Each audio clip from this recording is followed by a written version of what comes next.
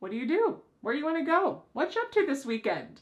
Ooh, could you answer these questions in English? In today's English lesson, you will practice speaking with me about 7 of the most common conversation topics in English. We will practice vocabulary, questions, sample conversation, plus you will have the chance to have a sample conversation, practice conversation with me too. Over the past year, I have made 7 Speak With Me lessons, and today I have combined them all in a very useful lesson where you can practice them for the next 2 hours. To help you never forget what you've learned, I've created a gigantic free PDF worksheet using all of the vocabulary, phrases, questions, sample sentences, and some challenge questions so that you can never forget what you've learned. You can download this free PDF worksheet with the link in the description. All right, are you ready to get started? We're going to be talking about these topics today. So drum roll, let's get started with the first one, weekend plans. Are you ready to learn the most important conversation question of all time? At least according to me. Is that question, what's your name? No. Is that question, will you give me money? No. Is that question, do you love me? No, no, no. The most important conversation question is, there's actually 2 parts. What about you? How about you? When someone asks you about your weekend plans and you say a little reply, I'm going hiking, I'm not doing much, there might be an incredibly awful, awkward pause. What happens next? Well, this is where the most important question comes in. You can ask them, what about you? How about you? You can kind of imagine tossing a ball back and forth. The other person has asked you a question. What are you doing this weekend? They throw you the ball. Now you reply and you say, okay, yeah, I'm going hiking or I'm not doing much. You need to throw or toss the ball back to that person. And this question does that. How about you? It means you are asking the same question back to them. What are you doing this weekend? How about you? So I want you to remember this wonderful question. Either of them, actually, they have the exact same meaning. How about you? What about you? Remember these questions because later when we practice this at the end of this lesson during our conversation speaking time, remember these questions and use them. All right, let's go to some common vocabulary that you can use to talk about weekend plans. Brunch. Many Americans love brunch. The word brunch is a combination of breakfast and lunch. And that's because we usually eat this on the weekends, maybe a Saturday morning or a Sunday morning, between 10 a.m. and 2 p.m. It's a time when you could eat either breakfast or lunch, and it's usually a long social event. So you might go out to brunch with your friends or have your friends to your house to eat brunch. My friends and I are meeting at our favorite brunch spot on Sunday. Great. It's a restaurant where you can eat breakfast type foods, usually with some kind of alcoholic drink like mimosa or something with fruit in it, or maybe some champagne in the morning, and you can eat this in the company of your friends. Another common weekend word is social butterfly. A social butterfly refers to someone who makes a lot of plans. They are flying around to another activity. They're always doing things, usually involving lots of other people. They are a social butterfly.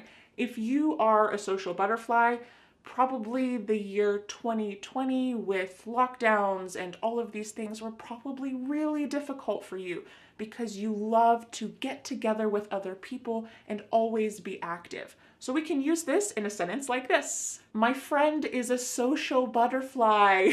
She has invitations to 3 brunches and 4 afternoon teas. Amazing.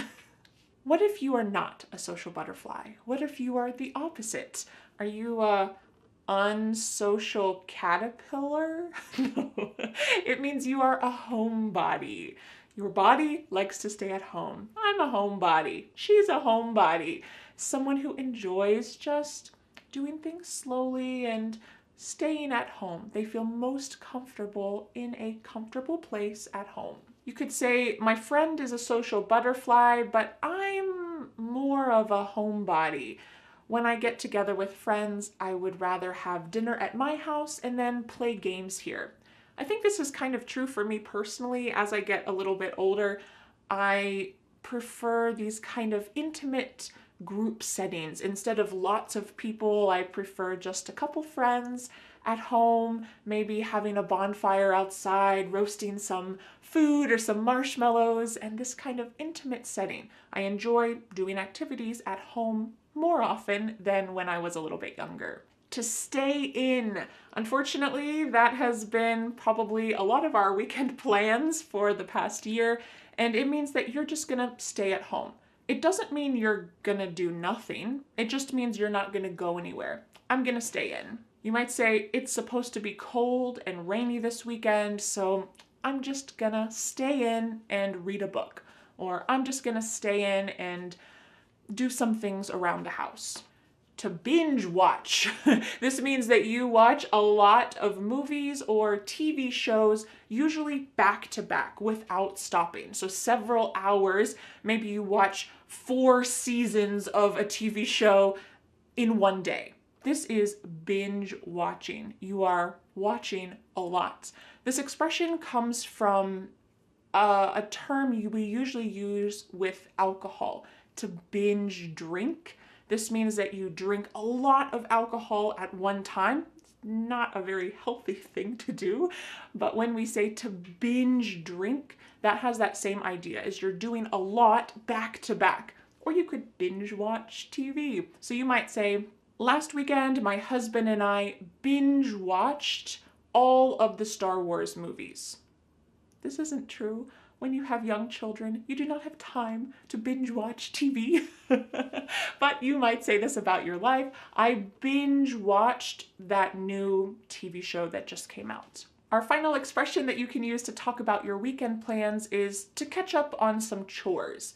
This phrasal verb, to catch up on, is a beautiful phrasal verb that you can use to talk about some kind of necessary activity that you haven't done for a while, and now there's more and more and more, and you need to finish all of this. So we can imagine laundry, dishes, sweeping, cleaning, maybe some home repairs, tidying up, maybe even yard work. If you don't do those things for 1 week or 2 weeks, oh, there's so many you have to do. So that means you need to catch up. You need to do what you haven't done for a while. You need to catch up on some chores. And chores are just those activities that I mentioned: laundry, dishes, these necessary activities that involve cleaning up, helping to make your home a wonderful place to live. So maybe this weekend, you just need to catch up on some chores. You might say, I was so busy all week and finally I'm going to catch up on some chores this weekend. Maybe not very fun, but when your house is clean, it feels good. All right, now that we have some common vocabulary you can use to talk about your weekend plans, let's talk about some introduction questions that you might hear and that you can also ask other people. These have varying levels of reductions and fast ways that you will hear them. So I want to help you understand and recognize what other people are saying and also be able to use it. So let's talk about our first question. What are you up to this weekend? What are you up to this weekend? You might know the expression, what's up? This just means, how are you? So we're using that same word up to talk about what are you doing this weekend? What are you up to this weekend? But do you think that we usually say it like this? What are you up to this weekend? So clear, so lovely. No. Instead, we're going to reduce this a little bit and then we can reduce it a lot more. Let's talk about that first one. What are you up to? What are you up to? What are? So here the word what and are creating a spoken contraction. Usually when we write, we don't write this type of contraction. It's only in spoken English, but oftentimes be verbs like are, is, will be contracted with a question word. What are you up to this weekend? What are you up to? We can reduce this a little bit further. What you up to? What you up to? What you up to this weekend? There are a lot of reductions happening at the beginning. What you up to? So here we have what are you being reduced to just watch. The ch is you, and what are has just been smushed together, and we can say what up to, what up to, what up to, what up to. This is really fast. If you say this slowly, what up to? It sounds really weird. So we only use this in really fast English. So if you're going to say this, it needs to be quickly and reduced and linked together. Most likely you're going to hear this. So I want to make sure that you can understand when someone says, hey, what you up to this weekend? What you up to this weekend? You can say, oh, Vanessa taught me that. I know what that means. What are you up to this weekend? Yes. So let's go on to our next expression where we're going to also reduce this a bit and help you to understand it. What have you got going on this weekend? What have you got going on this weekend? These all mean the same thing. What are you doing this weekend? But you might hear this expression with the word got. What have you got going on this weekend? When you actually hear this, we don't say it that clearly. What have you got going on this weekend? Wouldn't that be nice though? Instead, you're going to hear a reduction or a contraction of the first two words, just like we saw with the previous example, what of. So what and have are going to be pushed together.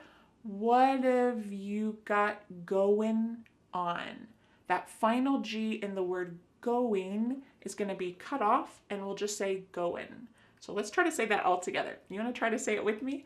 What have you got going on? What have you got going on this weekend? What have you got going on this weekend? Do you think we can reduce this further? Oh yes. What do you got going on this weekend? What you got?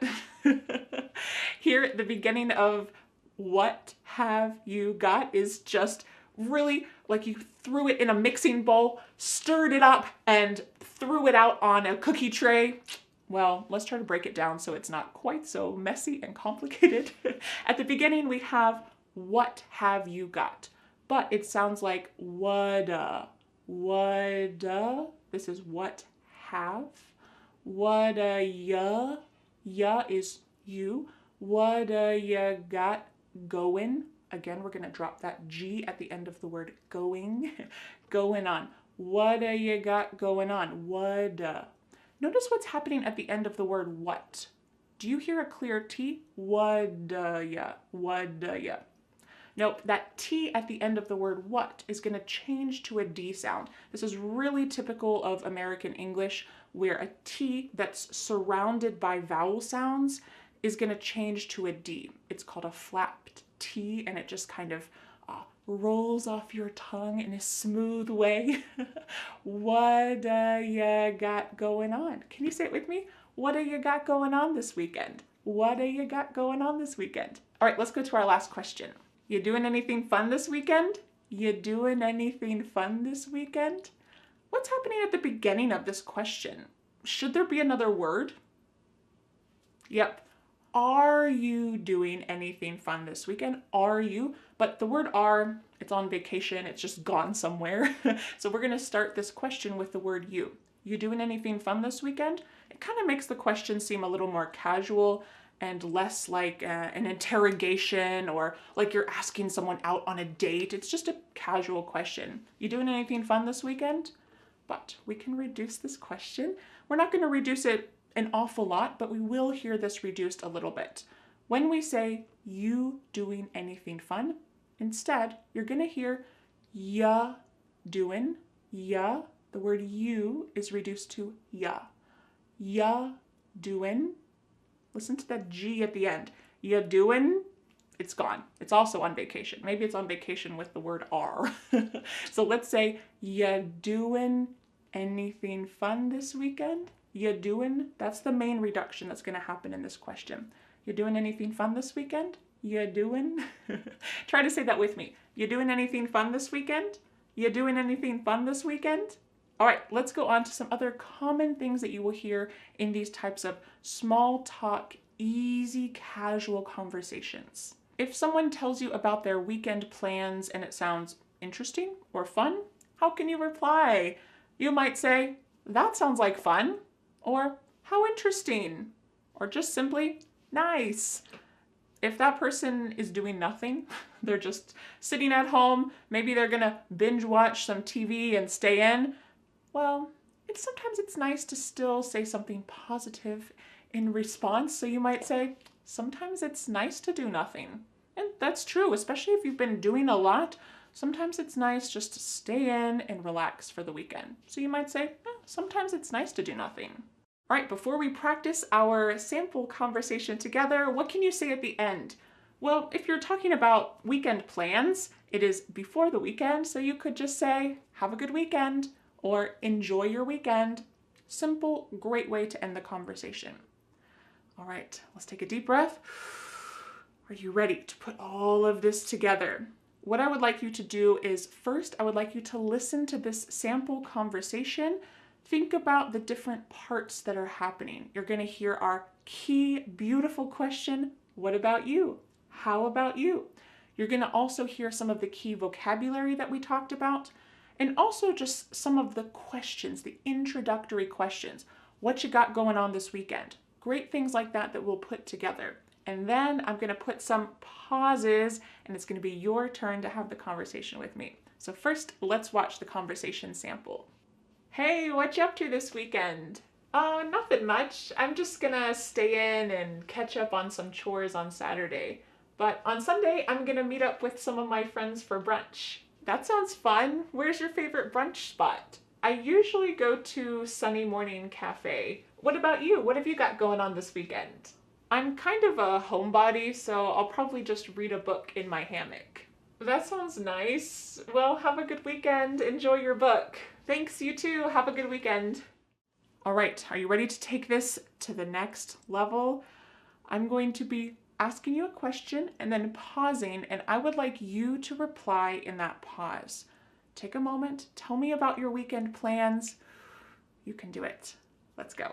Hey, what you up to this weekend?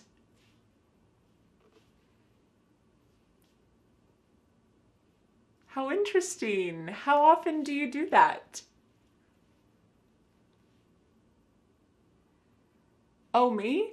I'll probably go hiking since the weather's gonna be so warm. Well, nice talking to you. Have a good weekend. Well, how did you do? If you would like, you can go back and practice that little sample conversation. You can take a deep breath, enjoy yourself. That's part of learning English, is I want you to enjoy the process, enjoy the journey.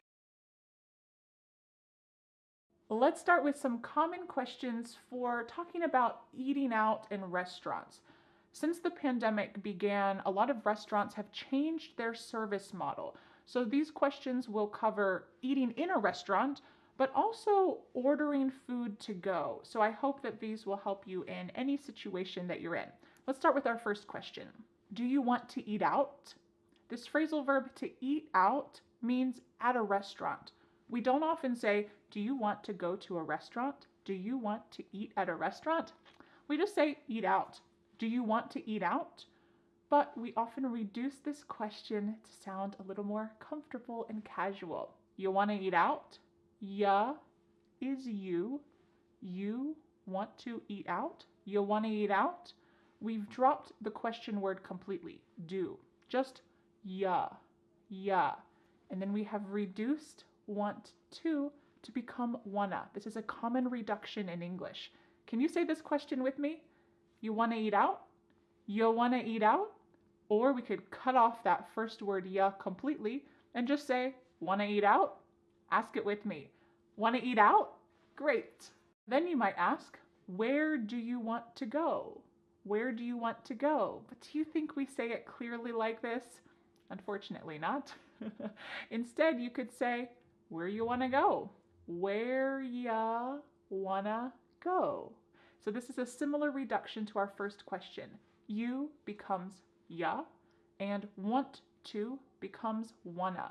Where ya wanna go? Where you wanna go? Where you wanna go?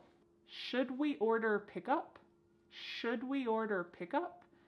I want to let you know that in the US, there are a lot of terms that are used for this idea that you're not eating in the restaurant, you're ordering food, but then you get the food and you take it somewhere else. Maybe you take it back home or you take it to a park. We could use a couple different phrases and it's just your personal preference. For me, I say pick up. Do you want to order pickup? Do you want to get pickup? But you could also say, should we order takeout? Should we order carry out? Should we order takeaway? So a lot of different phrases, and you are going to hear these all around the US, so it's just your choice what you'd like to use. Another fun question to ask what someone would like to eat is, what are you in the mood for? What are you in the mood for? Don't deny it. Sometimes in your heart, you're just in the mood for comfort food, something that's heavy and rich and reminds you of a cozy, warm time in your childhood.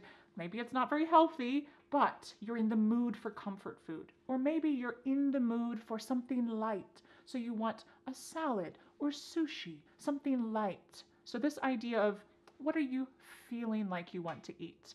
But we often reduce this question, and instead of saying, what are you in the mood for? We might say, what you in the mood for? Whatcha is what are you? Whatcha in the mood for? Here the word you has been reduced to cha. Cha. This is extremely common in spoken English that the word you gets changed up in a lot of ways. We already talked about one of those, ya, and this is another, cha. What you in the mood for? What you in the mood for? Or we could reduce this even further. What you in the mood for? What you in the mood for? This is extremely reduced, but notice what's happening. What are you in the mood for? The word are is gone, and the word you has been reduced to ya. So when we link together what and you, it's super fast. What are you in the mood for? What are you in the mood for? You don't want to say this reduction slowly. What are you in the mood for? Now, we can say it like that to practice for this lesson, but when this is in daily conversation, it's really fast. That's the purpose of a reduction. So do you think you could say this with me really fast? What are you in the mood for? What are you in the mood for? What are you in the mood for? Great. All right, let's talk about some common answers to these questions so that you can be prepared and ready. When someone asks you, what are you in the mood for? You might say, let's order in. How about some option? How about pizza? Let's order in. This is another phrase for talking about bringing the food back to your house. You don't want to get all ready and then go to the restaurant, or maybe you don't feel comfortable doing that. So you might just say, let's order in. How about pizza? This expression, how about, is a great way to give a suggestion. This is excellent in professional situations. Hey, how about if we try this marketing plan? Or it's great for informal situations to give a suggestion about something you want to eat. How about pizza? What do you think about that? Sometimes this question is reduced and it sounds like this. How about pizza? How about pizza? The first A in the word about is gone. It's just missing. So we say, how about pizza? Can you say that reduction quickly with me? How about pizza? How about pizza? Great. Or you could say, I'm feeling tacos. Does that sound good? So you're giving your opinion. You'd like to eat tacos, but you also want to know what the other person wants. So you use a great question. Does that sound good? But we often reduce this a lot. So let's take a look at the first reduction. You might say, I'm feeling, cutting off that G, I'm feeling tacos. How's that sound? How's that sound? Instead of how does that sound, you can say, how's that sound? How's that sound? Can you say that quickly with me? I'm feeling tacos. How's that sound? I'm feeling tacos. How's that sound? Great. We can also reduce it and switch it up a little bit. I'm feeling tacos. Does that sound okay? I'm feeling tacos. That's what I want, but I want to know your opinion. Does that sound okay? reduces to does that sound okay? Does that becomes that. Does that sound okay? Does that sound okay? Can you say it with me? I'm feeling tacos. Does that sound okay? Great question. Because a lot of restaurants have changed over the last year, and you never know when a restaurant might be closed, it's a good question to ask, is Ted's Cafe open? I would love to go there. Is some restaurant open? I would love to go there. There's a little way that we can reduce this question. Take a look at this. Is Ted's Cafe open? I'd love to go there. The word would becomes I'd. I would, I'd. So you can say, is Ted's Cafe open? I'd love to go there. Can you say it with me? Is Ted's Cafe open? I'd love to go there. Great. In the US, a lot of restaurants are having outdoor seating. So you could say, let's go to Louis, a restaurant named Louis. Let's go to Louis and eat lunch on their patio. Eat lunch on their patio. This is like an outdoor dining area.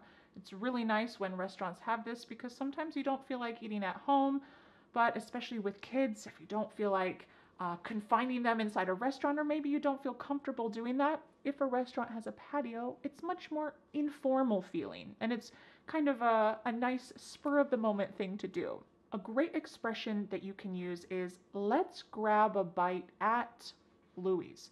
Let's grab a bite at Ted's Cafe. To grab a bite is usually a quick meal. It might be lunch. Usually it's not dinner because it's pretty quick, but it might just be a short experience. It's not a long dinner. It's not a big to-do. Let's grab a bite at Ted's Cafe because I have to go somewhere later. Let's grab a bite at somewhere else. Can you say that with me? Let's grab a bite at Ted's Cafe. Let's grab a bite. Our final answer to the question, what you want to eat, is I know a place, or I know a spot that has great pasta. I know a place that has great pizza. I know a place. You could leave this simple and just say, I know a place, come with me. But if you want to be a little less mysterious, you could just say, oh, I know a place that has great pasta, come with me, and you've got to try it. Okay, this is kind of maybe an unknown restaurant location that not many people know about, and it's a great phrase to use. Oh, I know a place that you're gonna love. Excellent. Are you ready to practice these? First, I would like you to watch the sample conversation between my husband and I as we talk about where we want to eat, what we want to eat. Think about those phrases, notice the phrases that we use, and then after that, you're gonna have a chance to speak out loud and practice it yourself. Let's watch the sample conversation. Hey, you want to grab lunch? Sure, but I only have time for a quick bite before my soccer game. What sounds good? How about pasta? That sounds great. How about I call it in, you pick it up, and we'll picnic in the park before my game starts? That sounds great. I know a place that's close by and has great tomato sauce. All right, now it's your turn. I want you to use these phrases that you've learned. I'm going to ask you a question. We're going to have a little conversation together. It's your chance to speak out loud. So I'm going to ask a question and pause. Wait for your answer. No matter where you are around the world, I will be listening to you. So please take this opportunity to speak and use what you've learned. If you need to repeat this section again and again, do that. It's a great way to gain confidence as you speak. Are you ready? Hey, I'm hungry. Let's grab lunch. What you in the mood for? Oh, that sounds good. Do you know a good place? Oh, that sounds good. Do you want to eat there or get takeout? Great, let's go. Well, how did you do? Do you feel a little more confident discussing dining options and talking about eating out? I hope so. In this lesson, we're going to talk about some common questions to ask about vacations, some common responses, and then you'll have a chance to practice this with me. Are you ready? I know that vacation this year looks a little bit different than most years because of, well, this virus that we have going around. So it's going to be a little bit different than usual talking about vacation. Let's first talk about some common questions and how to pronounce those naturally in English. Do you have plans to go anywhere this summer? Okay, this question is fine. You could use this full question. Do you have plans to go anywhere this summer? Okay, but there are a couple different ways to either reduce or slightly change this question that are a little bit more natural. Where you going this summer? Where ya, which is you, going, dropping the G. Where you going this summer? Where you going this summer? Or we could say, what you got going on this summer? Whatcha is what plus you. You becomes cha.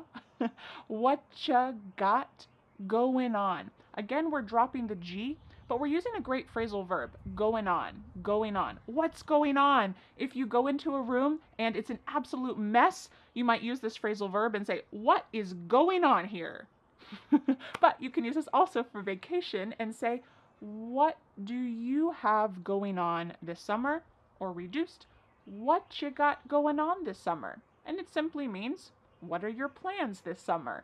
What you got going on this summer? So if someone asks you this, you know that they're asking about your vacation plans. What you got going on this summer? Another common question is, are you doing anything fun for vacation? But we don't often say it as clearly as this, unfortunately, right? Are you doing anything fun for vacation becomes, you doing anything fun for vacation?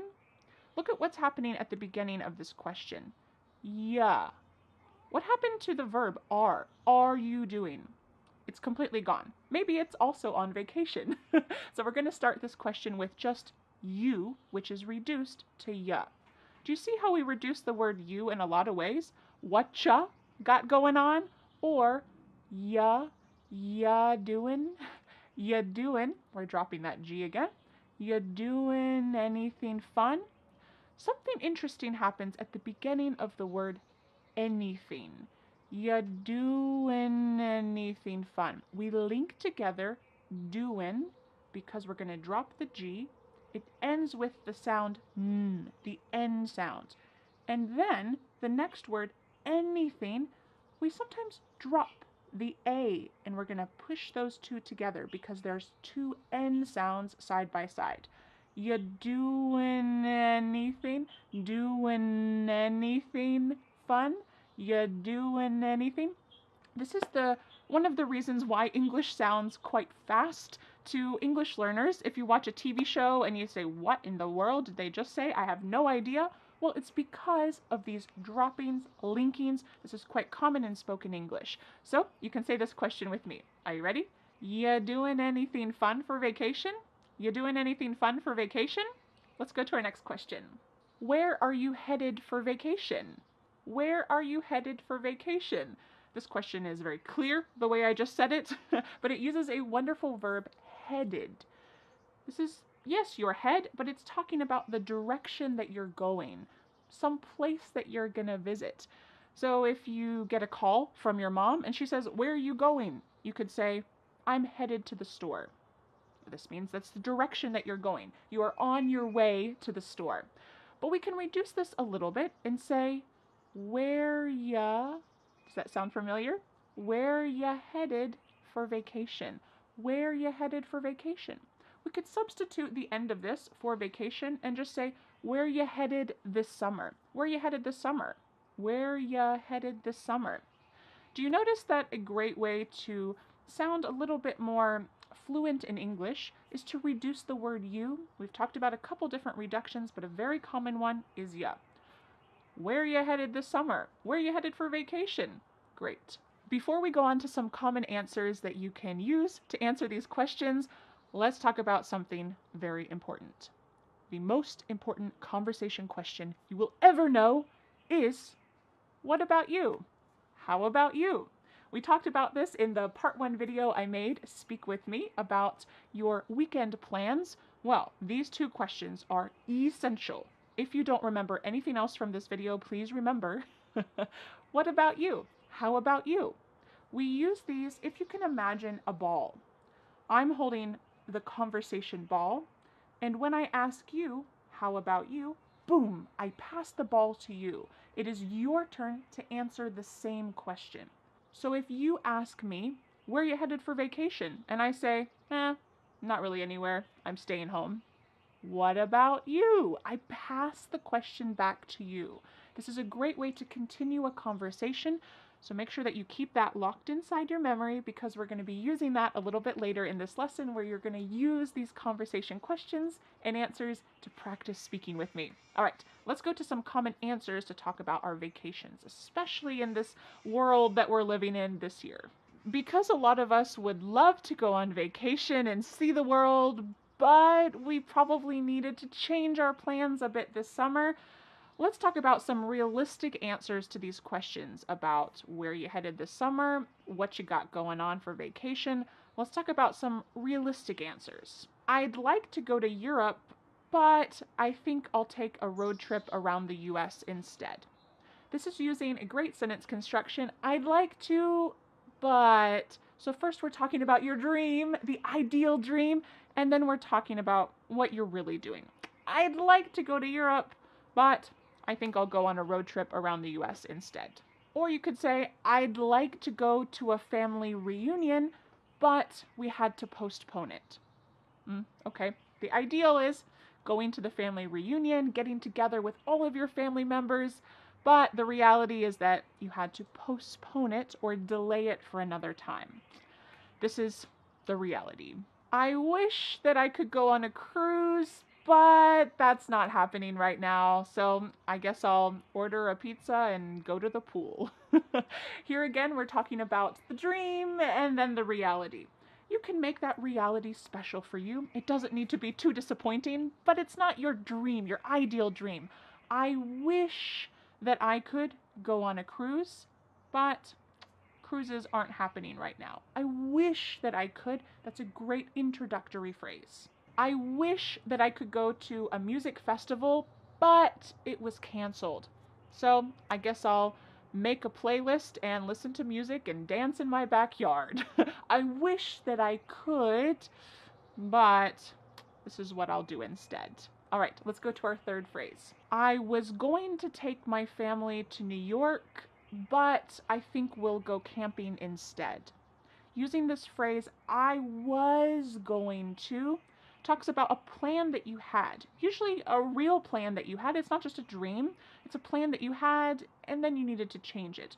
I was going to take my family to New York, but I think we'll go camping instead. So we have the dream or maybe a plan, but unfortunately that's not the reality.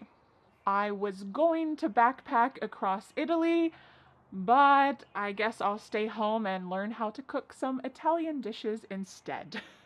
This year is all about, and last year is all about trying to make some kind of compromise, a change in plans that's not too disappointing. I was going to backpack across Italy, but I'll learn to cook some Italian dishes instead. Okay, now that we have some common questions, don't forget our key question. How about you? What about you? And some common answers. Let's take a look at a sample conversation so that you can try to imitate this when it comes to be your turn. Let's take a look at this sample. Hey, you doing anything fun this summer? Well, I was going to go backpacking around Europe, but instead I think I'll just go camping in some local state parks. What about you? Well, I was going to meet my family in Florida for a family reunion, but that got canceled. So now I think I'm going to have a socially distanced outdoor movie night in my backyard. Do you want to come? Sure, that sounds great. Text me the details and I'll be there. Great, I'll see you around. Enjoy your camping trip. Thanks, I will. See you at the movie night. Okay, now it's your turn. Put together all of these pieces. I'm going to be asking you a question, then I'm going to be pausing. I don't care where you are living around the world, my ears are going to be listening to you. Then I'll be replying, and I would like you to take this opportunity to speak out loud. If you need to go back, review this section, do it again and again, and just gain some more courage, feel free to do it. This is a wonderful chance to speak out loud. Are you ready? Let's do it. Hey, you doing anything fun this summer?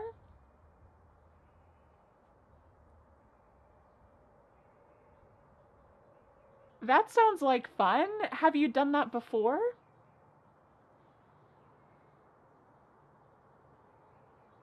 I wish I could take my family on a trip to Switzerland, but with the travel restrictions, I think we're just gonna go on a road trip here in the US instead. Yeah, well, it was nice talking with you. See you later. So, how did you do? Do you feel a little bit more comfortable talking about your vacation or summer plans? Feel free to go back and review our practice section together. It's a great way to speak out loud. Okay, let's get started with some common vocabulary to talk about where you live. If you live in a city, you might say, it's really busy where I live. New York City is a busy place. Or you could use the word crowded. Tokyo is a crowded city. There are lots of people everywhere, and there are not many places where you can be alone and have a quiet moment. Maybe you might say that your city is busy and crowded. What's the opposite of this? You can say, Stockholm, Sweden is a relaxed city. It's a quiet place. I don't know, I've never been to Stockholm. If you're from Stockholm, Sweden, let me know. But you might say, where I live is just a relaxed place. Or we can say, it's relaxing. If you come visit where I live, it's very relaxing and quiet. Maybe that's because it's in the country. Let's go on to these two common words to talk about the type of place you live. You might say, yeah, I live in Delhi, India, and it's one of the largest urban areas in the world. There are so many people here. It's busy, it's crowded, it's an urban area. And this means it's the city. It's quite busy, it's crowded, it's an urban area. There's not many trees, not much nature. But on the other hand, you might say, I live in the country. The word country means United States, France, Japan, these places, but in the US we use this to mean countryside. We do say countryside sometimes, but we're more likely in the US to say I live in the country. That means in nature. Maybe there's some farms around you, maybe there's forests around you, and you don't live in a busy urban city center. You live in the country. So I wonder for you, do you live in the country or do you live in an urban city center? Do you live somewhere that's difficult to get to? You might say, yeah, my city is off the beaten path, but it's worth visiting. So for me, my city, Asheville in North Carolina, it is definitely off the beaten path. It's not a huge city. It doesn't have a big airport that comes here. It's off the beaten path. But if you want to check out some other local sites in the US, it could be nice to visit. It's off the beaten path. This also can be used to talk about locations within a city. So, if you visit Paris and you go to the Eiffel Tower and then you get hungry, well, the places that are close to the Eiffel Tower to eat, those are what we call tourist traps. Those places are only for tourists. They're extremely expensive. They're not high quality. It's just to trap tourists. But if you want to eat at a great location, you might go somewhere off the beaten path. This is somewhere that not many other people go to. And it's an expression that's great to use about like little secret local locations. So when I visit your city, I might ask, are there any places off the beaten path that I can visit? Are there any restaurants off the beaten path that only locals know about? What is something off the beaten path that I can do? Well, let's say that where you live is not extremely popular, but it's becoming more popular. Maybe because of the pandemic last year, people are traveling to different types of destinations.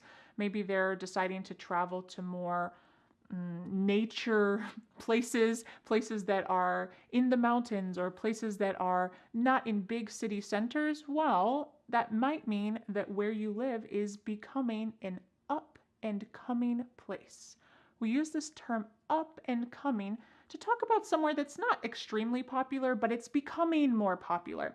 So you might say, yeah, my city isn't really popular right now, but it's an up and coming place. You've got to check it out. We can use this on a smaller scale, just like off the beaten path, to talk about a restaurant or a neighborhood. Yeah, that neighborhood used to not be a good neighborhood, but now it's an up and coming neighborhood. You've got to walk through it, just look at the houses, look at the architecture, enjoy the sights. So you might say it's an up and coming place. Excellent expression. Our final expression to talk about where you live is must see, or some must see locations. Can you imagine what this means? Does it mean it's not important to see it? Nah, you can skip that. No, you must see this. So, for example, when you visit Egypt, the pyramids are a must see. So we can use it as a noun, a must see. Of course, when you go to Egypt, the pyramids are a must see. When you go to London, Big Ben is a must see. When you go to New York City, the Empire State Building is a must see. These are kind of like the top things that you need to see. But even if you don't live in one of those really popular cities, if you live somewhere a little bit off the beaten path, you can still use this expression. You might say, in my city, yeah, this view on the top of the mountains, yeah, that is a must see. You drive up this hill and you can have a great 360 view. That is a must see. So it's something that you cannot miss when you visit that location. So when I visit your city, tell me, what are some places that are a must see? I don't want to miss them. Next, let's talk about some common questions that you can ask other people about where they live, and also other people will ask you about where you live. So make sure you're comfortable answering them about where you live. The first question is, where are you from? This is an extremely common question, and you can just say, yep, I'm from the US. But it's nice to give a little more details. So you might say, I'm from Asheville in North Carolina. It's a pretty quiet place, but it's kind of up and coming. Great, you're giving some details. It's quiet, but it's also up and coming. I live in Asheville. You're inviting a conversation. If you just say, I'm from the US, or I'm from Asheville, that's where I'm from, someone might ask you, what's it like there? Or if someone doesn't give you more details about where they live, they just say, France. I live in London. I live in LA. Okay, well, you might want some more details. You want to continue the conversation. This is a great question to ask. What's it like there? What's it like there? What is it like there? They might say, oh, it's so hot in the summer, but in the fall, it's awesome because we get some great leaves and you gotta check it out in the fall. Excellent. If someone has not mentioned the weather yet, you can say, what's the weather like there? They can go into some details. You could say about your city, oh, the winter is so cold, we get tons of snow, but when it melts in the spring and all of the leaves become green and the flowers bloom, it's awesome. You've got to visit in the spring. If you have not told someone what time to visit yet, they might ask, what's the best time to visit? So when Dan and I were planning a trip to go to Costa Rica a couple years ago, we did a lot of research about what is the best time to visit Costa Rica. Their seasons are very different than our seasons, and we were going to be spending a lot of time outside. So we wanted to make sure it wasn't going to be raining the whole time, wasn't going to be pouring down rain or too hot the whole time. So we asked this question, when's the best time to visit? So someone might ask you, when's the best time to visit your city? For my city, I think the best time to visit is the fall. The leaves are beautiful in the mountains. There's so many different colors and the air is so crisp and fresh. You gotta visit in the fall. If someone asked you, what's your city known for? What would you say? This means, what is your city famous for? Why do people visit your city? It might just be something simple, like, oh, the air is so fresh. Or it might be, oh, they just love this pastry, this type of dessert that's made in my city, and a lot of people like to come and eat that pastry. Cool. It could be something simple, or if you live in a bigger place, you can obviously talk about some famous destinations that your city is known for. But if people have not heard about your city, they might ask this question, oh, what's it known for? What's your city known for? And then you can think about some great places to visit that people might be interested in.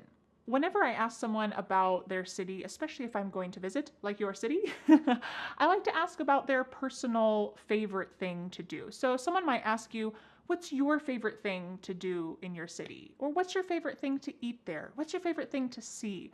because I think that local people's perspectives are often different than a tourist perspective. So finding out what the locals like to do, specifically what you like to do, can be really valuable and can add to a rich visiting experience. So if I asked you, what's your favorite thing to do in your city?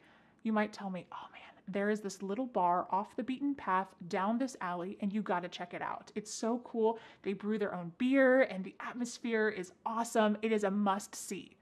Great. I bet that my trip to your city would be a lot more amazing because of that information. So make sure that you have some ideas that you can tell other people about your city. Our final question is a little more broad. Someone might simply ask you, what do you recommend?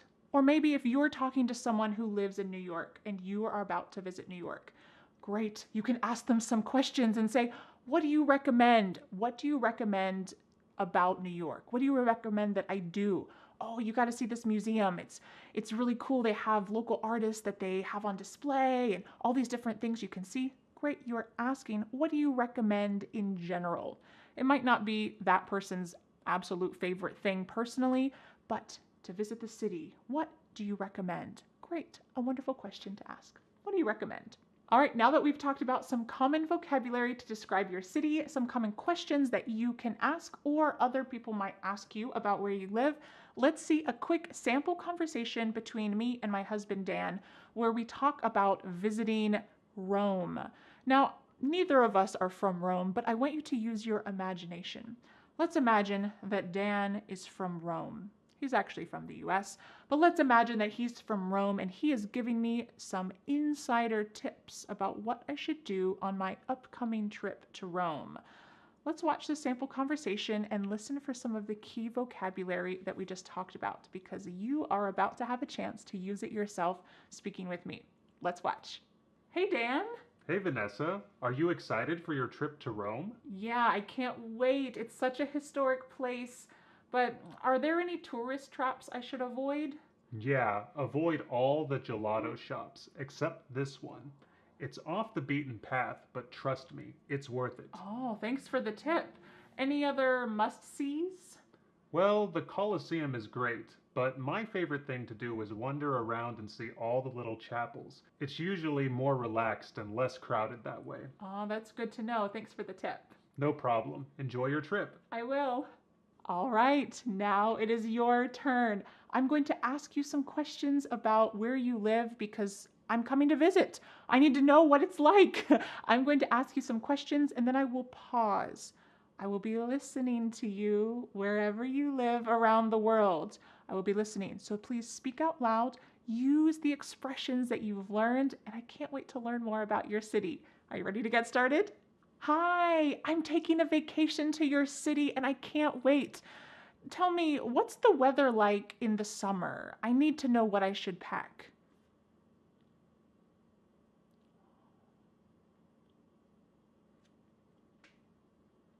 That's good to know. Thank you. Well, what's your favorite thing to do or see in your city?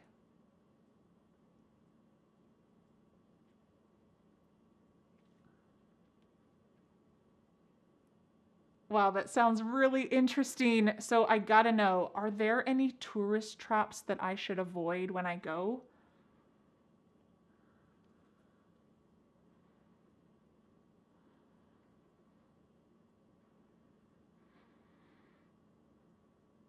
Thanks so much for the tip. I look forward to visiting. I can't wait to see you soon. Bye. All right, how did you do having this conversation with me? You're welcome to review that and say it again and again and again to practice and grow your confidence. Let's get started with some common expressions to talk about birthdays. Let's talk about some types of birthday parties. A birthday bash. This is a big party. Lots of people, lots of presents, lots of games. It's a big one. So you might say, we're throwing a birthday bash for my niece because she's turning 10, double digits. Quite exciting. To throw a party. Are you holding the party and whoo, throwing it? No, I mean, maybe you're throwing some confetti, but this is just another way to say we're having a party or we're going to plan a party. We often use the verb to throw. You might say, We're throwing a party for my grandma's 90th birthday. It's going to be a big birthday bash. What if you're not a fan of birthday bashes? You want to keep things more low key. You might say a gathering or a get together. This is something small and intimate, just family, a few friends maybe. You could say, I'm not a fan of big birthday bashes, so we're just going to have a little gathering at my house. Or we're just going to have a little get together at my house. This is true for me. Usually for my birthday, we just have a little get together at my house with a couple friends, maybe some family, nothing too big. Surprise! Oh, what did I just do? I surprised you because it's a surprise party. Usually with a surprise party, the person who is having the birthday doesn't know about the party. This is the ideal situation.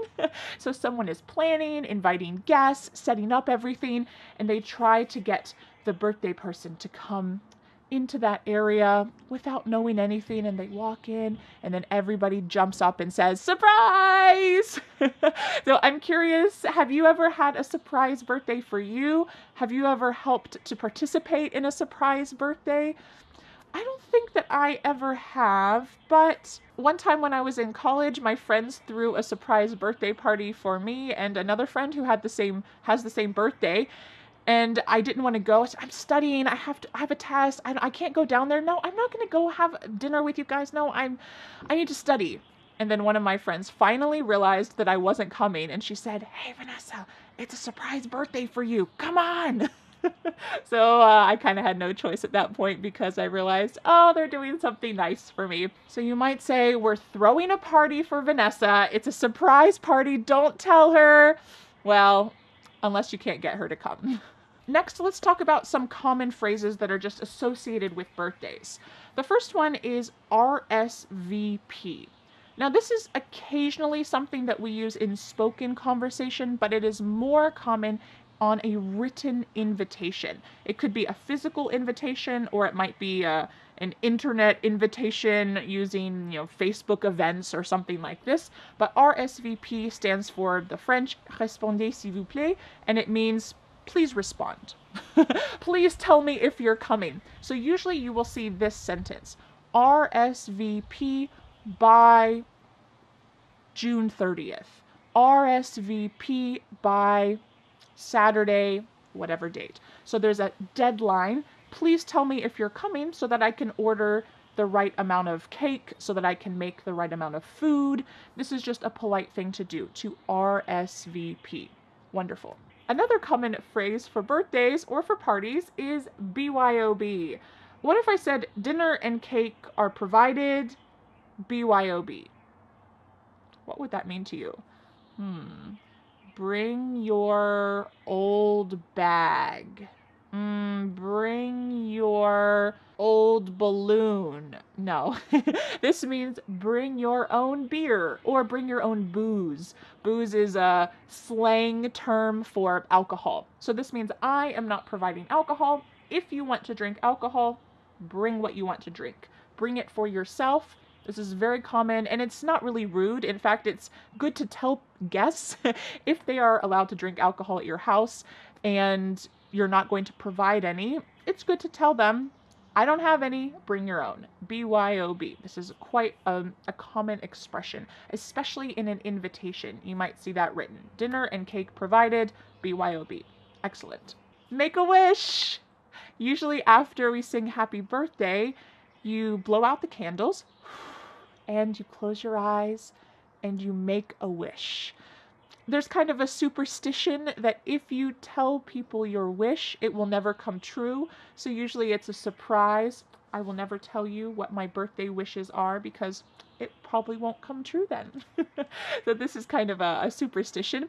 But you might say, after I blow out the candles, I'm going to make a wish. But often you will hear people say this. So after they sing happy birthday and you blow out the candles, someone will say, all right, make a wish. And they're telling you this is the time to make a wish.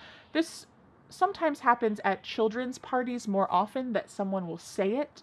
So they're reminding their child, this is the time to make a wish. Close your eyes and make a wish. Don't tell anyone. So this is a fun little tradition, I would say. a goodie bag. This is like a little plastic bag of, in my opinion, usually junk that is given to all of the kids at a children's birthday party. I'm not a big fan of goodie bags because they're usually made up of junk. It's stuff that comes from the dollar store, and parents feel some kind of social pressure to give out a goodie bag at their child's birthday party. But usually those things just end up in the trash. So for me, I would rather do a craft at the birthday and the children can take home the craft. Or maybe there's an extra cupcake and the children can take home a cupcake.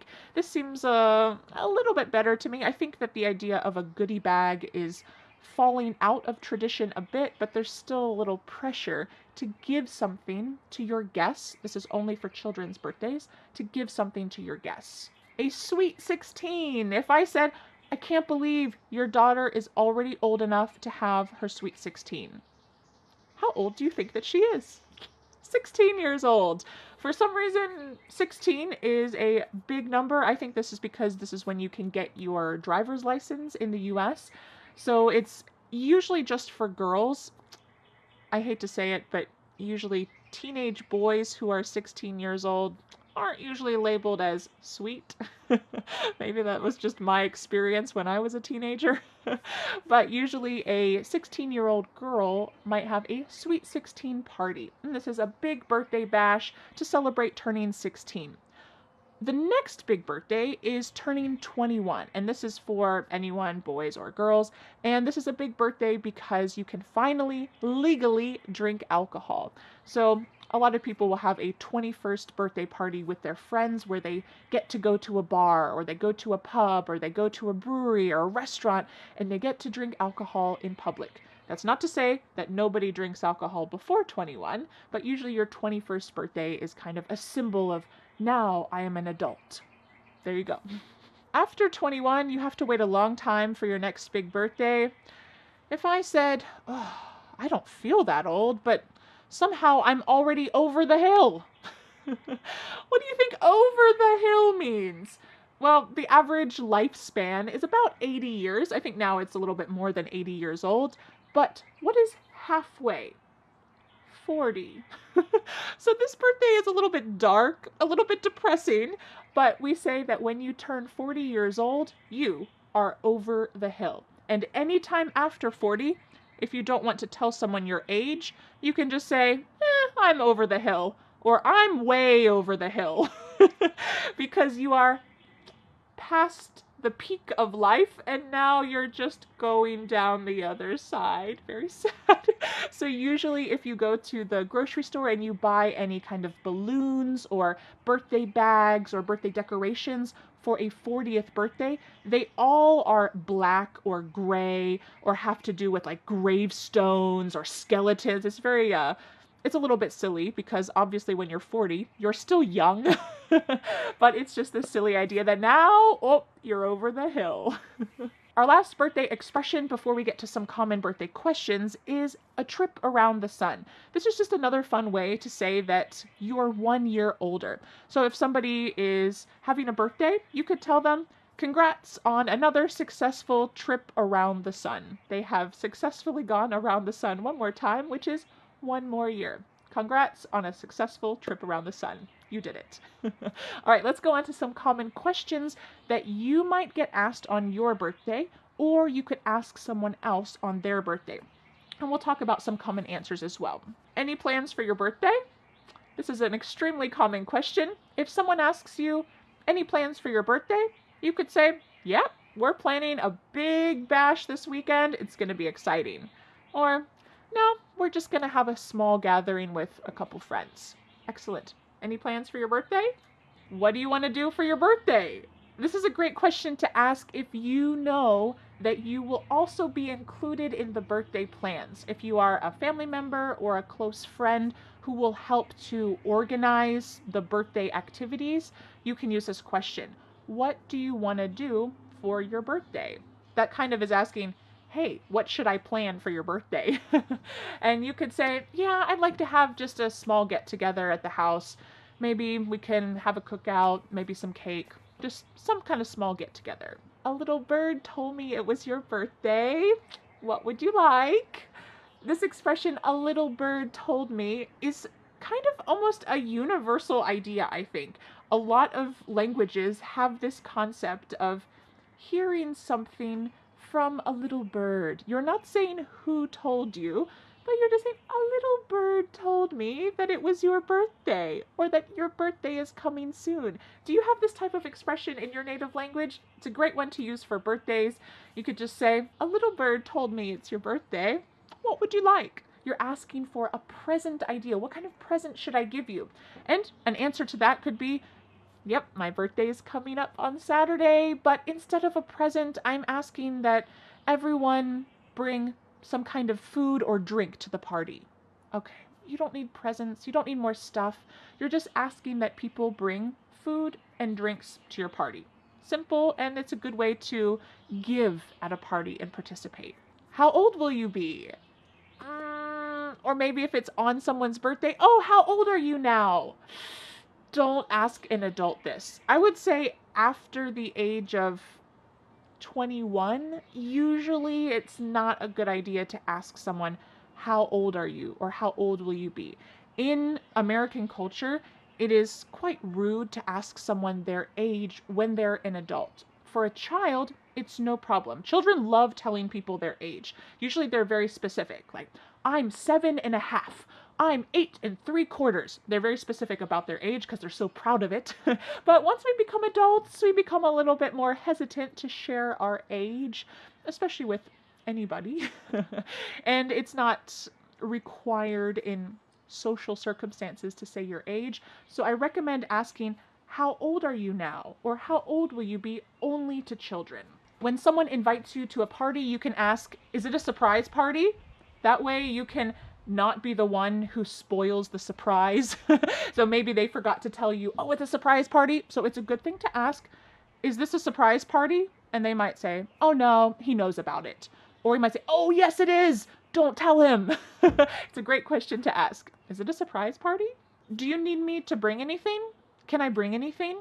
This is a great question to ask anytime that you go to someone's house for dinner, for a meal, for even just tea or coffee, and especially for a birthday party or a holiday gathering. It's great to ask, do you need me to bring anything? Or what can I bring? I ask this all the time, and I really appreciate it when my guests ask this, because maybe it would be nice if someone else made the salad, or someone else made a dish for the meal, or maybe even someone just brought a game or something to do. This can help to ease the burden of the person who is throwing the party or just having a holiday gathering. So this is a great question to ask. I highly recommend it. And if someone asks you, oh, can I bring anything? You can think, okay, well, yeah, maybe bring your own booze. Or, yeah, do you have a favorite board game? Maybe after dinner we could play a game. Bring a game. Or could you make a salad? Could you make a dessert? Not even make, could you just bring one? You can buy it, that's okay. But this kind of question can help to have everyone feel like they're participating in the evening.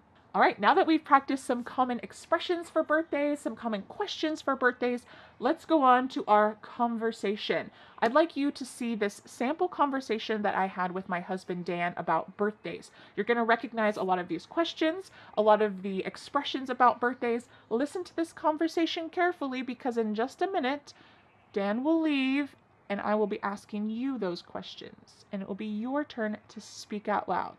Let's watch the sample conversation. Hey, Dan. Hey, Vanessa. You have a birthday coming up, don't you? Yep, pretty soon. Another trip around the sun. Cool. Do you have any plans for your birthday? Yeah, I'm gonna have a big birthday bash. I would love for you to come. I can send you an invitation. That sounds fun. Do you need me to bring anything?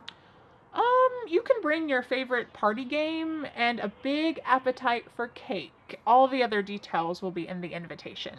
Sounds great. I'll be there. Great, see you then. Okay, you watched the sample conversation. Now it's time to take a deep breath and practice this yourself. I'm going to ask you a couple questions, and I will pause. I will be listening to you, no matter where you live around the world. I will be listening, and we will be having this conversation. If it seems too fast for you, If you want to try it again, the good news is that you can click pause on the video and go back and practice it again. No problem. Are you ready? Let's get started. Hey, a little bird told me that your birthday is coming up. Do you have any plans?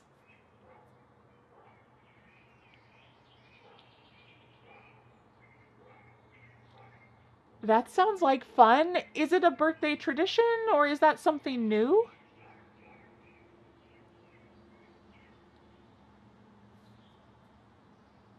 Cool, I would love to come. Can I bring anything?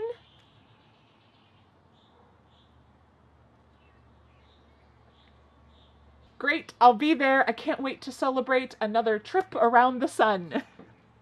So how did you do with this little sample conversation? I hope that it was a good challenge for you and it helped to boost your confidence speaking in English. That is the goal. You can always go back and review this.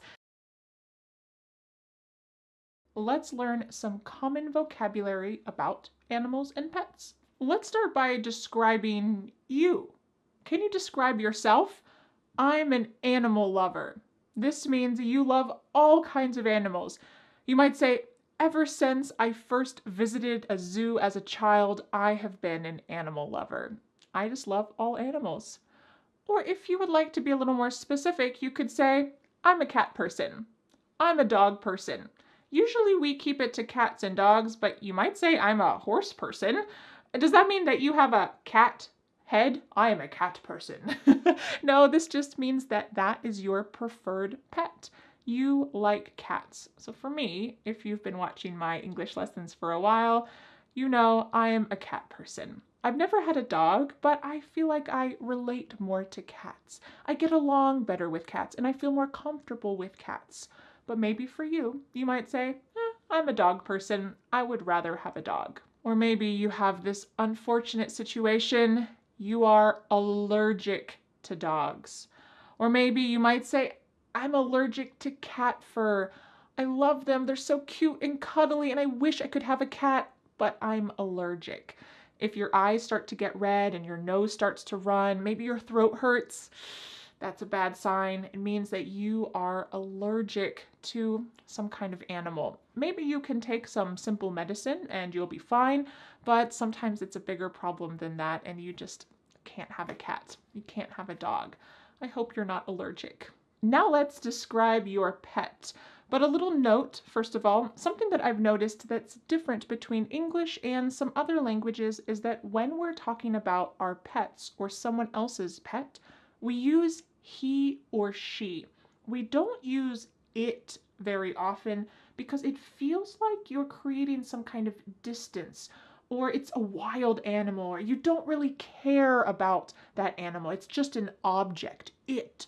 So for example, if I'm going to tell you about my cat, little spoiler, I have a cat, I might say, she is a Siamese cat. If I say I have a cat, it's Siamese, it's okay. And you will hear this occasionally, but it's more common to hear he or she. She's a Siamese. She likes to play with cat toys, he or she. And if you're not certain if an animal is a he or a she, like if you see a neighbor's dog and you want to talk to that neighbor about their dog, you can just say he and it's okay. The neighbor will maybe correct you and say, oh, yes, she's a poodle. And then you can say, oh, yes, what's her name? And you can use her when you find out. But in general, we use he or she for pets. A common word we use to describe pets is breed. What breed is your pet? But we often just say kind. What kind is it? So when we're talking about a dog or a cat, there are different types. So I already mentioned my cat is a Siamese cat. This is a specific type or breed of cat. What breed is your cat? Oh, he's a Siamese. She's a Siamese. What breed is it? But we often use the question, what kind is it? Which we'll talk about in our questions section in a minute. Another common term used with pets is a rescue. This is describing your pet. Both of my cats are rescues. I got them from an animal shelter. This means that I didn't buy them from a breeder who is making purebred cats. No, I went to the animal shelter. These are abandoned cats who need a home. I went to the animal shelter and I adopted, we often use the word adopted, I adopted 2 cats. They are rescue cats, or they are rescues. And this is the idea that I rescued them. Sometimes in the US, you see a bumper sticker, something like this, that says, "My dog rescued me." Have you ever felt like this?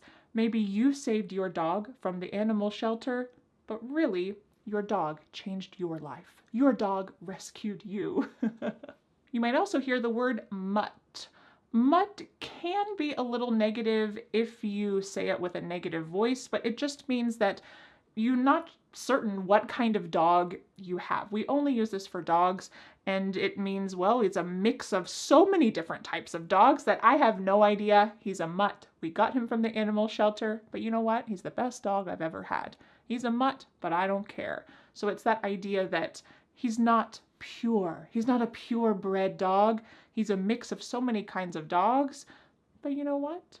It's still a great animal. Next is fur and coat. My cat's fur is so soft. After I give my dog a bath, he has a silky coat. He's not wearing a coat, it's just talking about his fur. And these words are kind of interchangeable. He has soft fur, he has a silky coat. So great words to talk about animal hair. Let's talk about some words we can use to talk about how friendly an animal is. The first one is just friendly. He's friendly. You'll often hear this as someone is walking their dog, and if their dog wants to come closer to you, the owner might say, "Oh, don't worry, he's friendly. He loves little kids." And your child can pet the dog. Or you might ask, "Is he friendly?" And that means, can I pet him? So it's a great word to use to talk about if your dog is comfortable with people. He's friendly. He's not very friendly with little kids, so we'll just try to stay away. There are 3 words that are variations of this. One is wild. Lions are wild. They are not friendly towards people. I do not recommend trying to pet a lion. They are wild. The next level is stray. We might say, that cat is a stray cat, or he's a stray. And that means that he lives on the streets, and maybe he'll come close to people to get some food. He might not really hurt you, but he doesn't want to live in your house. Maybe if you adopt him, he'll want to live in your house, but he doesn't have an owner. He's a stray. He's a stray cat. Some cities around the world have a lot of stray cats or stray dogs. They don't belong to anyone, but everyone helps to take care of them. Everyone helps to feed them. In the US, this isn't very common. We don't have a lot of stray cats or a lot of stray dogs because animal shelters are a big part of American culture. A lot of people, when they want a pet, they will go to an animal shelter instead of buying a purebred dog or a purebred cat. So a lot of stray dogs or stray cats who live on the street will be taken to an animal shelter for someone to adopt. So you might say, my cat was a stray before we got him. He was a stray cat before we got him, and now he's just so friendly. The next level is domesticated. So this means a cat or dog or animal that was previously wild and now is very comfortable with humans. So we could use this for a lot of different animals like cows. Cows are domesticated. A long time ago they were completely wild, or horses. Horses were completely wild, but they have become domesticated. Over time, people have trained them to become comfortable with humans. They are domesticated. We often use this term for farm animals. Horses, cows, chickens, sheep, goats, they are domesticated animals. Some animals just can't be domesticated, like a zebra. You can't ride a zebra. You can't domesticate zebras. It would be pretty cool, but they're just an animal that cannot be domesticated. Before we go on to some common questions that you will hear and that you can ask about pets, let's talk about pet care and some words that you can use to describe pet care. A cage, a crate, and a kennel are all the same thing, and it's somewhere that you can keep your animal contained. So you might say, I put my ferret, some people have a ferret for a pet, I put my ferret in the crate to take it to the vet, which we'll talk about in just a second. But it's a type of box where you will keep your animals, maybe to transport them somewhere or maybe just to help them feel safe and comfortable. We have a big kennel for my dog to help him feel comfortable when guests come over. He goes in there and he feels comfortable, and then when the guests leave, he comes out and feels very safe. A collar and tag. This goes around your animal's neck and has some important information like the pet's name, your phone number, maybe your address, and if your pet gets lost, well, someone can help you to find your pet again by calling you with the number that's on the tag on their collar. A collar is also useful because you can attach a leash to the collar. Sometimes this is called a lead. I think that lead is maybe more a term that professional people will use. A veterinarian will use this, maybe a dog trainer will use this, a lead. But for daily conversation, we often just say leash. Where's the leash? I need to find the dog's leash so that I can take him on a walk. One time I saw somebody having an iguana on a leash. Sometimes people put their cats on a leash too, but usually cats don't tolerate that. Have you ever seen a strange animal on a leash before? A vet or veterinarian. Usually we shorten this to vet. You've already heard me say this a couple times, and that's the doctor for an animal. So you might say, I need to take my sick dog to the vet. Or what is the best vet to take my dog to? We're talking about veterinarian, but it's a situation where we don't use the longest word, we just use a short, simple version. Yes, finally in English, there is a simple way to say a long word. So you can just say vet. My cat's vet is just up the street, or we have a vet appointment next week. Excellent.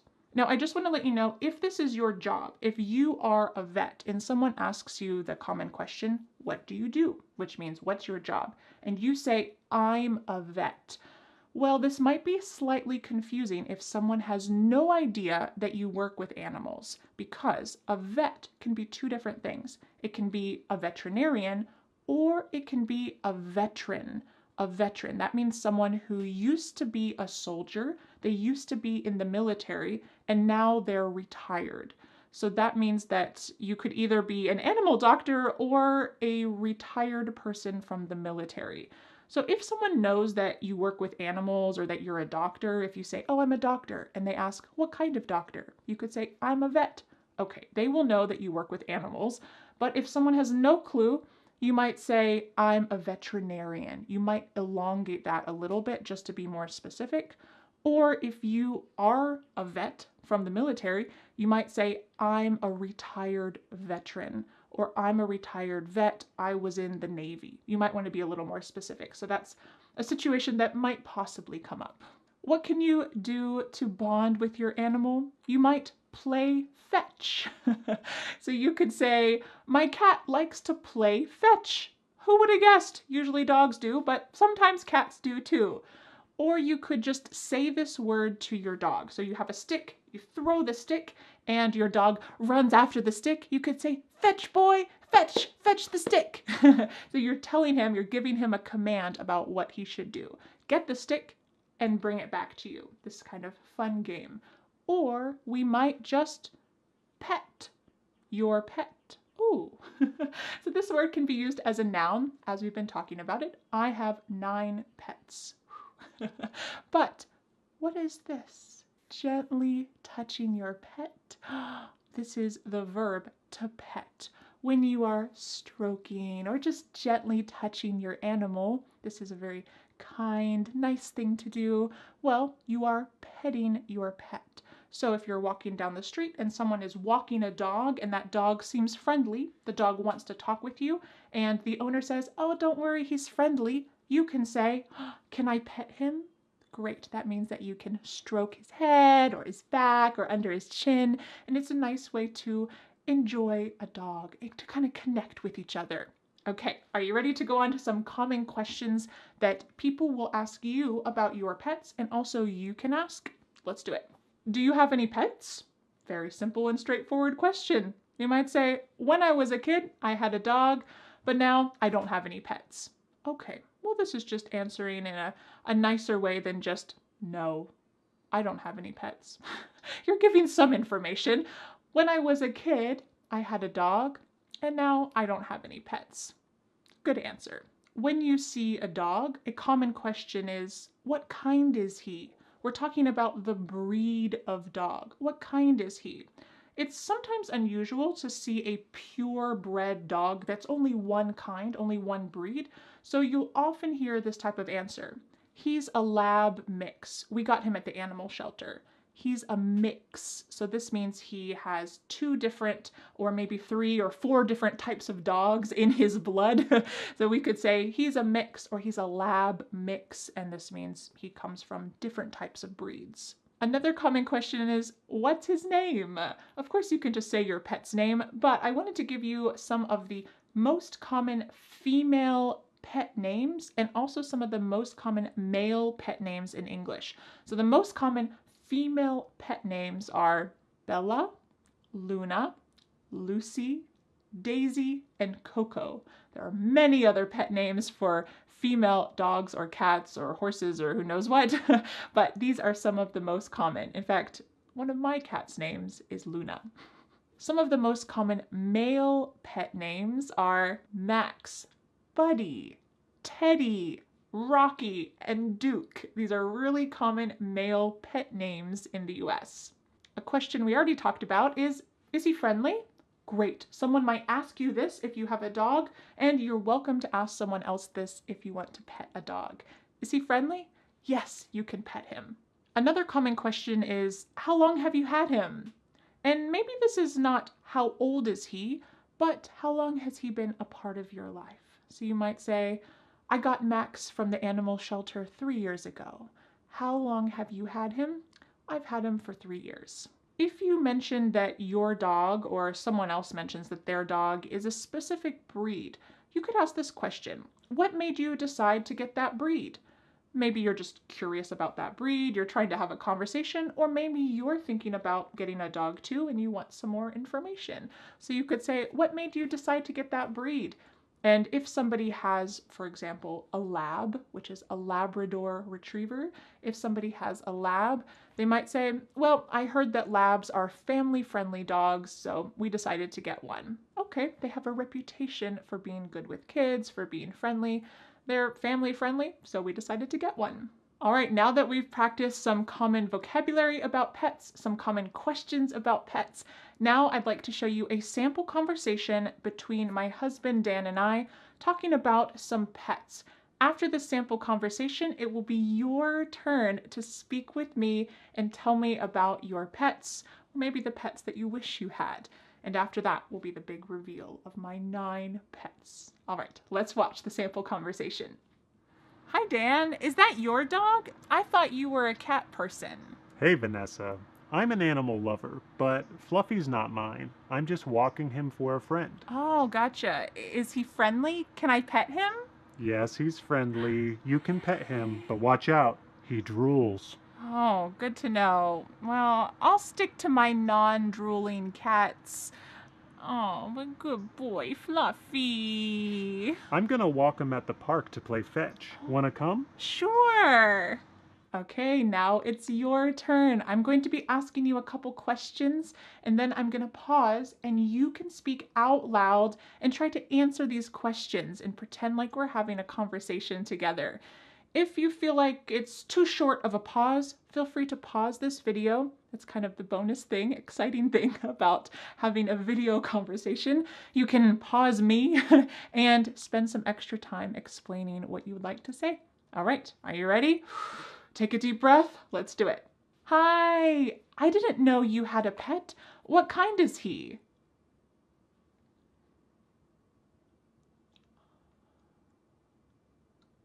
Interesting. How long have you had him?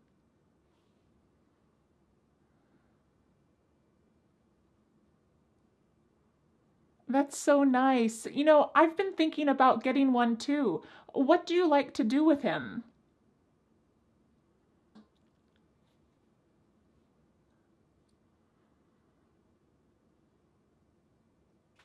Thanks for your help and nice to meet you. So how did you do? Are you ready to talk about your pets now? I hope so. I hope I have empowered you to be able to speak more comfortably about this common conversation topic. And now, drum roll, it's time to meet my 9 pets. Are you ready?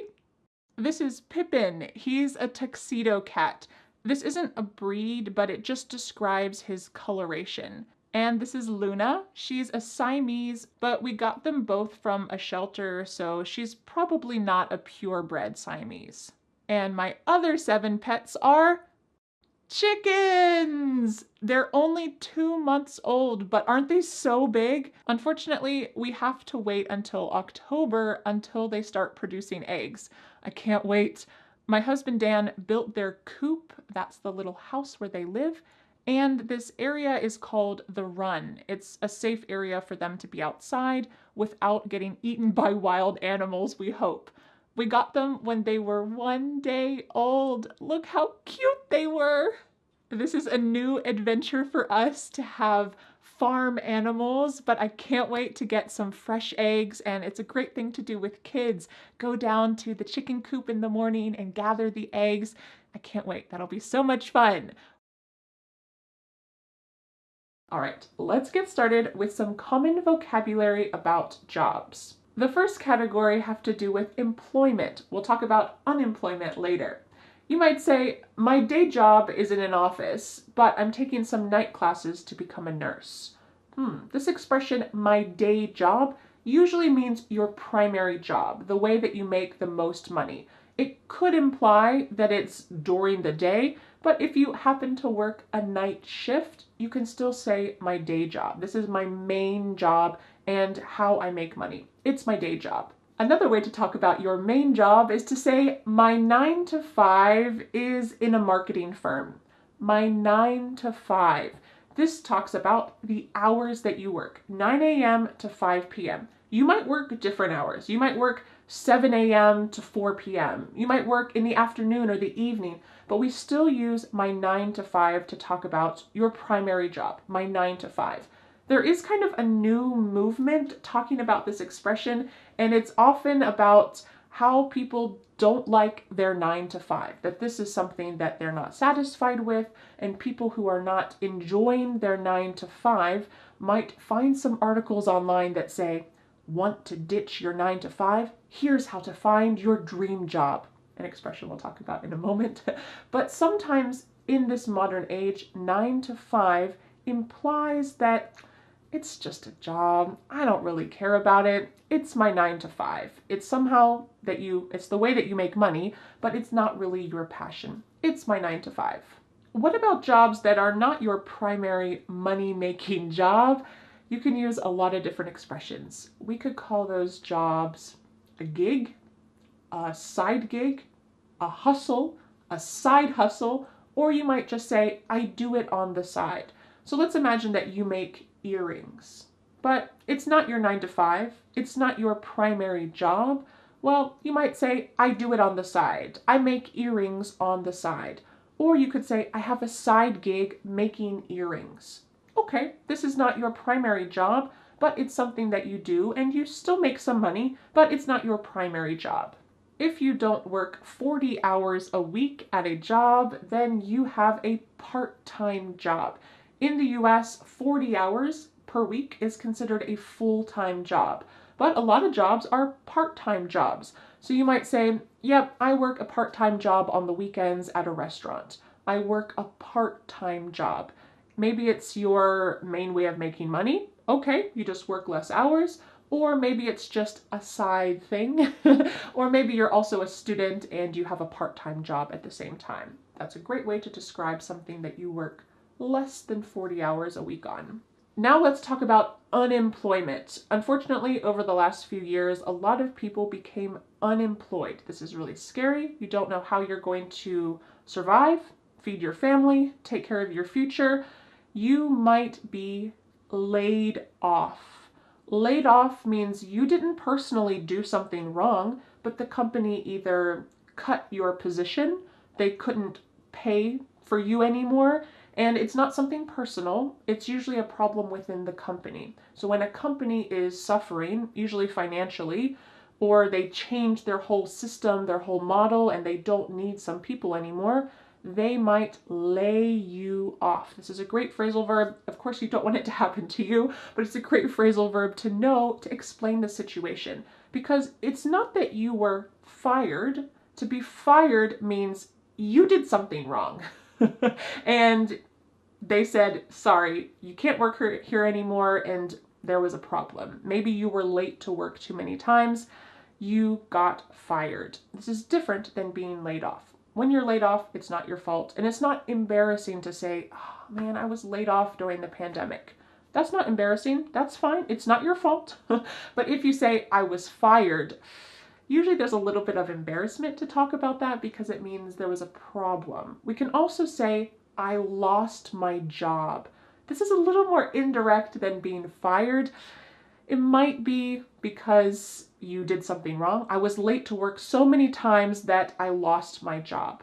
This means you were fired, but you didn't directly say that. But it could also mean that you were just laid off. During the pandemic, I lost my job. That's not your fault. You didn't do anything wrong.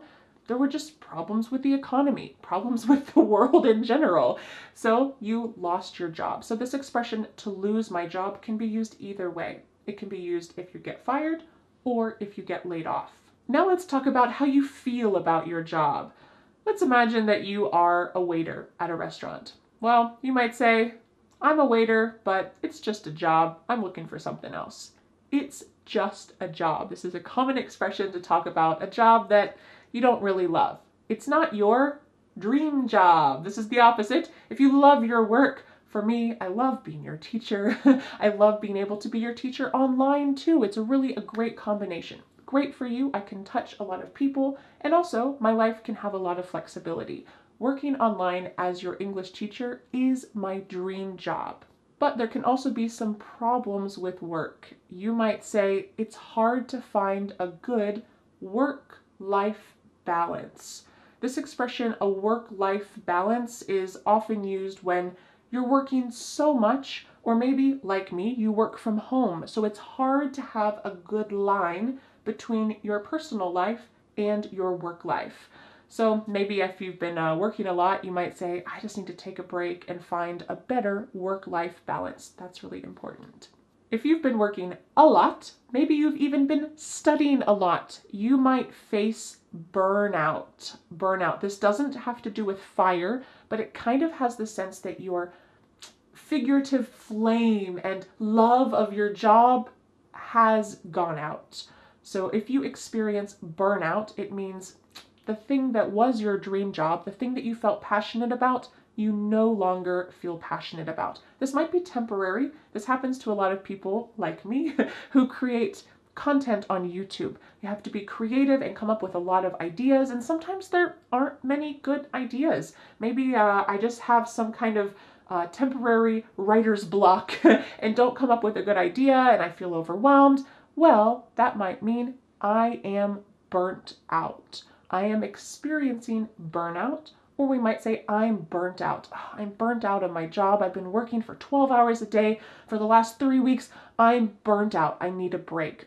I hope that you can avoid this before it gets too serious, but it's something that's really common if you are working too much or if you're studying too much. Now let's talk about 4 common phrases for describing your job. And just a little note, a while ago I made this video, 100 jobs in English. So if you would like to learn how to pronounce your personal job, or if you would like some more information about specific jobs in English, you can check out that video and get some more details about that. But let's talk about 4 common phrases to talk about what you do. You might say, I am a teacher. I am a doctor. I'm a healthcare worker. I'm a construction worker. I'm a designer. Whatever you might be, I am.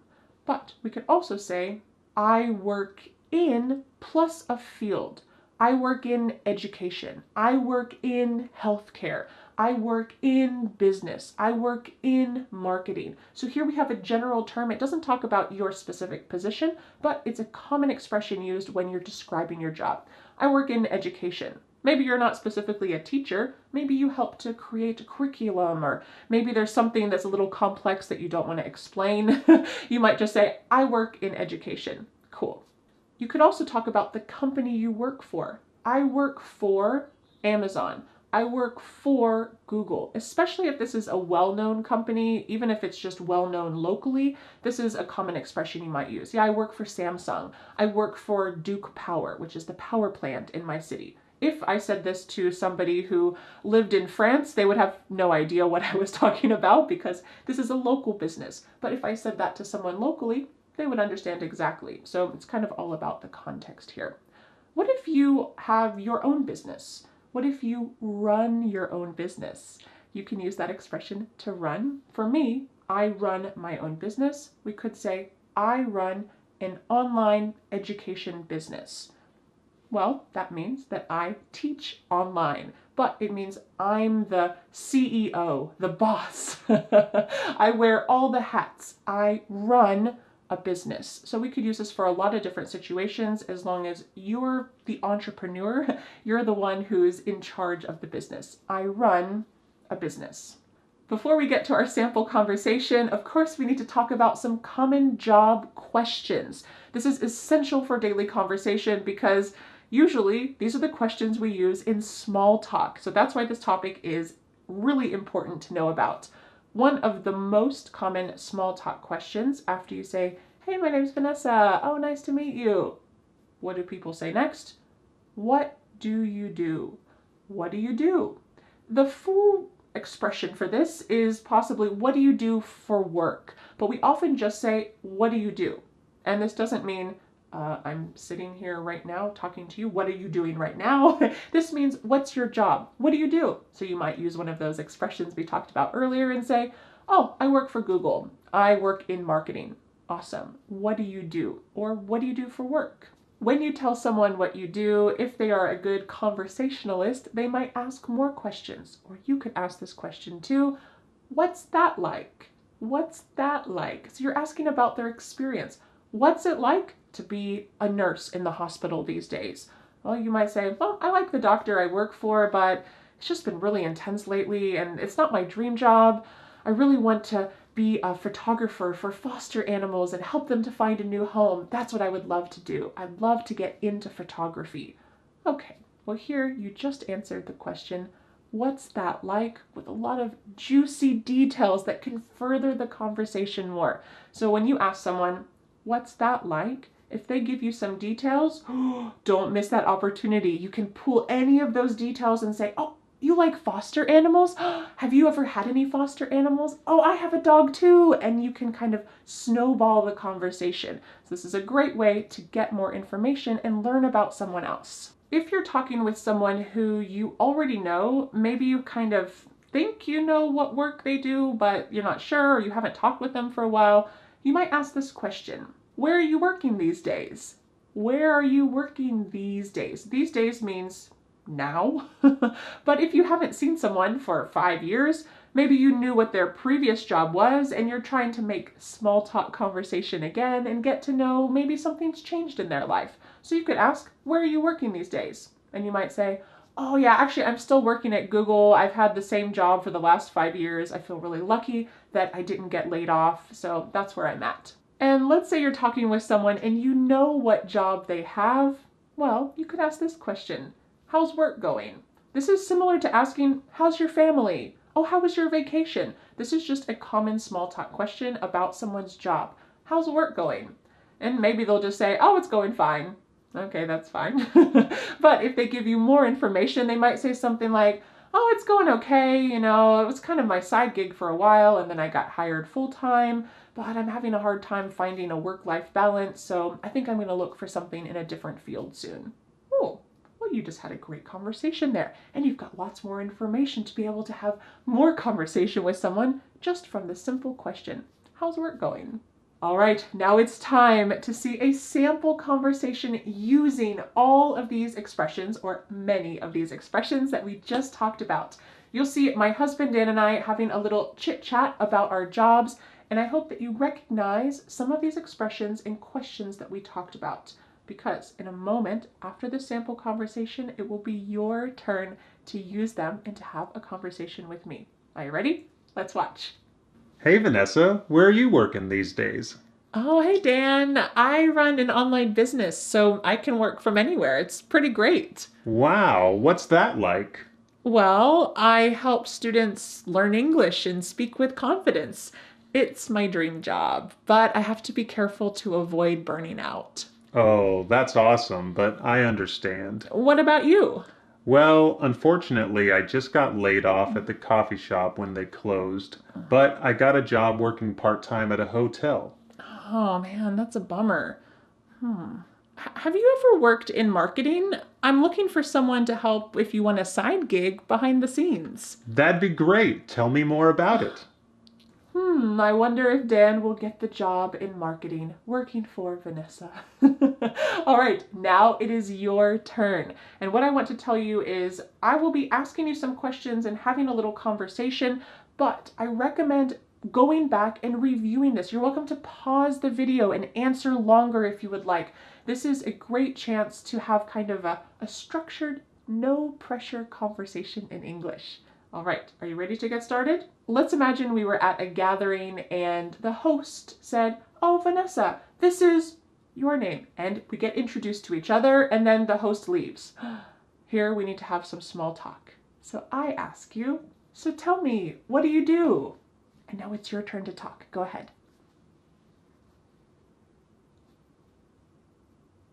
And what's that like? Do you enjoy your work?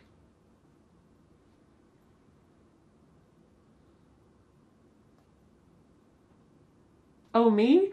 Oh, I run an online English business where I teach English online to students around the world. It's really my dream job. I feel pretty lucky. Well, good luck with your work. I'm so glad to meet you, and I'll talk to you later. Bye.